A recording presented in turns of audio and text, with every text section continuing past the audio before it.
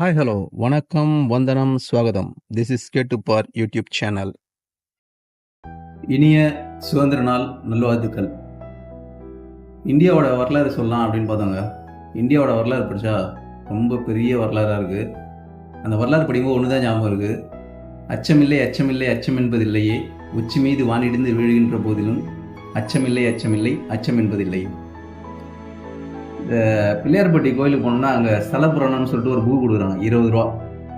அந்த புக்கை வாங்கி படித்தோம்னா அந்த புக்கில் அந்த வரலாறு போயிட்டே இருக்குது. அந்த ராஜா வந்தார், இந்த மந்திரி வந்தார், அந்த ராஜா வந்தாருன்னு சொல்லிட்டு. அந்த ஒரு சின்ன கோயிலுக்கு இவ்வளோ பெரிய வரலாறு இருக்குன்னா நம்ம இந்தியாவுக்கு இந்த வரலாறு ரொம்ப பெருசு தாங்க. இப்போ நீங்கள் வரலாறை முழுமையாக தெரியணும்னா நீங்கள் நல்லா இந்தியா வரலாறு புக்கை படிங்க. இதில் சின்னதாக கிறிஸ்பாக கொஞ்சம் சின்னதாக சொல்லியிருக்கேன், அதை கேளுங்க. வாங்க 15th ஆகஸ்ட் இன்றைக்கி சுதந்திர தினம் பற்றி ஒரு பார்வை பார்ப்போம். நமக்கு தெரிஞ்சது கிமு அப்படின்னா அசோகர். ஃபஸ்ட்டு இந்தியாவோட சுதந்திரம், இந்தியா அந்த ஒரு லைன் அப்படியே பார்ப்போம். அசோகரோட அப்பா பிந்துசாரோட அப்பா சந்திரகுப்த மௌரிய. இந்த சந்திரகுப்த மௌரியோட காலம் தான் பொற்காலம் அப்படின்னு சொல்கிறாங்க. ஸோ அசோகர் வர்றாரு, அதுக்கப்புறம் அவருக்கு பசங்க வராங்க, அப்படியே அந்த காலம் மறையுது. அதுக்கப்புறம் காலம் போயிட்டே இருக்குது கொஞ்சம் கொஞ்சமாக. இப்போது 1498 வாஸ்கோ ட காமா காலிக்கட் வர்றாரு.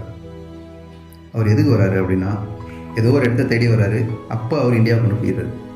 ஏற்கனவே இந்தியா இருக்குது, அவர் கண்டுபிடிச்சாரு அப்படின்றது இருக்கிற இடத்த அவர் கண்டுபிடிச்சாரு. இங்கே வந்து பார்க்குறாரு, பருத்தி, பட்டு, முத்து, தந்தம் அப்படின்னு எக்கச்சக்கமான பொருள் இருக்குது. இதெல்லாம் போயிட்டு யூரோப் கண்ட்ரியில் சொல்கிறாரு. இப்போ அவங்க எல்லாருக்குமே இந்தியான்னு ஒரு நாடு இருக்குது, அங்கே இதெல்லாம் அதிகமாக மலிவாக இருக்குது அப்படின்னு எல்லாரும் ஒருத்தராக வர ஆரம்பிக்கிறாங்க. 1595 டச்சுக்காரர்கள் வராங்க, பழர்கள் இறங்குறாங்க. 1608 பிரிட்டிஷ்காரன் வரான், சூரத்தில் இறங்குறான். 16 பாண்டிச்சேரியில் ஃப்ரான்ஸ்காரன் வந்து இறங்குறான், தரங்கம்பாடியில் இறங்குறாங்க. இந்த மாதிரி எல்லா பக்கம் கடல் இருக்கிற பக்கம் எல்லாம் வந்து எல்லாம் அப்படியே கேப்சர் பண்ணுறாங்க. இவங்க இப்போ இந்தியாவுக்குள்ளே வந்திருக்காங்க. இப்போ ஏற்கனவே இந்தியாவுக்குள்ளே மொகல்ஸ் இருக்காங்க. அக்பர், பாபர், அவுரங்கசீப் அப்படின்னு அவங்களோட காலம் 1526 1858 வரையும் போயிட்டு இருக்குது. லாஸ்ட் அவுரங்கசீப் வர்றாரு, ஷாஜகான் அவங்க இவங்களாம் வந்து அவுரங்கசீப் வரும்போது அவங்க காலம் அப்படியே முடியுது. இப்போ அவுரங்கசீப் இருக்கிற அந்த முகலாய பேரரசுக்கும் இப்போ பிரிட்டனுக்கும் சண்டை நடக்குது. பிரிட்டிஷ்காரனும் நல்லா பவராக இருக்கான், மொகல்ஸும் நல்லா பவராக இருக்காங்க. 2 பேருக்கும் சண்டை நடக்குது. கடைசியில் அதில் ஜெயிக்கிறது யாருன்னா பிரிட்டனால் தான். இப்போ மொகலோட எம்பரர் கொஞ்சம் கொஞ்சமாக அப்படியே கீழே போயிட்டே இருக்குது. இதே டைமில் இங்கே தமிழ்நாட்டில் வந்து நம்மளோட வ.உ. சிதம்பரம் இருக்கார், பாரதியார் இருக்கார், சுப்பிரமணிய சிவா இருக்கார். இவங்கெல்லாம் இருக்காங்க. வ.உ. சிதம்பரம் கப்பலோட்டி தமிழன். அவர் வந்து கப்பல் ஓட்டுறாரு. இப்போ ஒரு 50,000 ரூபா கொடுத்து பைக் வாங்குறதுக்கு 5 லட்ச ரூபா கொடுத்து கார் வாங்குறதுமே ரொம்ப கஷ்டமாக இருக்குது.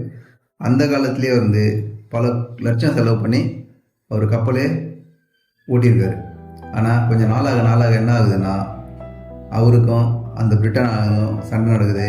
அவரோட கப்பல்லாம் எடுக்கிறாங்க, அவரோட சொத்தை பிடுங்குறாங்க, அவரை செக் எடுக்க வைக்கிறாங்க. கடைசியில் அவரோட நிலைமை என்ன ஆகுதுன்னா பணம்லாம் பறி கொடுக்குறாரு. லாஸ்ட்டாக சென்னை திருவிக நகரில் ஒரு மளிகை கடை வச்சுருந்தான்னு சொல்கிறாங்க, ஆனால் நமக்கு தெரியாது. ஒரு பேச்சு. சுப்பிரமணிய பாரதி எழுச்சியாக பல பாட்டை பாடுறாரு, ஆனால் கடைசியில் அவர் இறங்கும்போது 10-15 பேர் தான் போகிறாங்க. சிவா உடம்பு சரியில்லாமல் நோய்வாய்ப்பட்டு அவரும் இறந்து போயிடுறாரு. அப்புறம் தேவர் இருக்கார், அப்புறம் காமராஜர் வந்தார், கக்கன் வந்தார், அண்ணா இருக்கார். இந்த கதையெல்லாம் உங்களுக்கு தெரியும். அந்த பிரிட்டிஷ் பீரியடில் 1717 புலித்தேவன் வர்றாரு, அப்புறம் வீரபாண்டிய கட்டபொம்மன் இருக்கார், வேலுநாச்சியார் இருக்காங்க, பிளாஸ்டிக் போர் நடக்குது. கடைசியாக ஒரு வழியாக 1947 சுதந்திரம் வாங்குறோம். சுதந்திரம் வாங்கி முடிச்சதுக்கப்புறமா நம்ம இப்போ எல்லாம் சுதந்திரமாக இருக்கிறோமானா ரொம்ப சுதந்திரமாக இருக்கும். தண்ணீர் விட்டா வளர்த்தோம் சர்வேஷா, கண்ணீரால் இப்பயிரை காப்போம் அப்படின்னு பாரதியார் சொல்கிறாருங்க. இந்த வாங்கின சுதந்திரத்தை எப்படி நம்ம பயன்படுத்தணும், சுதந்திரம்னு வாங்கினதுக்கப்புறம் இப்போ எங்கெங்கெல்லாம் நம்ம கட்டுப்பட்டுருக்கோம், சுதந்திரம் இல்லாமல் எங்கே இருக்கோம், இல்லை சுதந்திரத்துக்கு மீறி சுதந்திரம் வந்ததுனாலேயே எவ்வளோ அதிகமாக சுதந்திரத்தை யூஸ் பண்ணுறோன்னு சொல்லிட்டு நம்ம தாங்க போகணும். ஸோ 15th ஆகஸ்ட் 1947 இண்டிபெண்டன்ஸ் சுதந்திரம் கிடைக்குது. 26 ஜனவரி 1950 ரிப்பப்ளிக் டே, குடியரசு. ஸோ இது ஒரு ராஜா நாடாக இல்லாமல் குடியரசு மக்களாட்சியாக மாற்றுறாங்க. இப்போ சுதந்திர தினம்னா குடியரசு தினம்னா சுதந்திரம் வந்ததுனால சுதந்திர தினம்னு சொல்கிறோம். மக்களாட்சி வரதுனால அதை குடியரசு தினம்னு சொல்கிறோம். இது ரெண்டுத்துக்குமே சிலர் வந்து அன்றைக்கி டேட் 26 சொல்கிறதா, இல்லை ஜனவரி, இல்லை 15th ஆகஸ்ட் சொல்கிறதா, எது எப்போன்னு புரிய மாட்டேங்குது. ரொம்ப ஈஸியாக ஒரே நிமிஷத்தில் கற்றுங்க. 15th ஆகஸ்ட் 1 முதல்ல வருதுங்களா, அதான் இண்டிபெண்டன்ஸ் டே, சுதந்திரம். 1 அந்த 1 வந்து ஐயா மாற்றிருங்க. 1 ஐயா மாறிச்சுன்னா இண்டிபெண்டன்ஸ் டே, சுதந்திரம். இண்டிபெண்ட்டாக இருக்கும், சுதந்திரமாக இருக்கும். 26 ஜனவரி ரிப்பப்ளிக். 26 2 இருக்குது பாருங்கள், அந்த 2 அப்படியே 6 போடுங்க. ருபீஸ் அந்த சிம்பிள் போடுவோம் பார்த்தீங்களா 6, அந்த மாதிரி 2 போடுங்க. அப்போ 2 ஸ்டார்டிங்கில் வந்துன்னா அதுதான் 6, அப்போ ரிப்பப்ளிக், குடியரசு. புரிஞ்சுங்களா? ஃபஸ்ட்டு 1 வந்ததுன்னா அது ஐயா நினச்சிங்க, இண்டிபெண்டன்ஸ் டே. ஃபஸ்ட்டு 2 வந்ததுன்னா அது 6 நினைங்க, ரிப்பப்ளிக் டே. பாய். இந்த வீடியோ பிடிச்சதுன்னா லைக் பண்ணுங்கள், ஷேர் பண்ணுங்கள், சப்ஸ்கிரைப் பண்ணுங்கள்.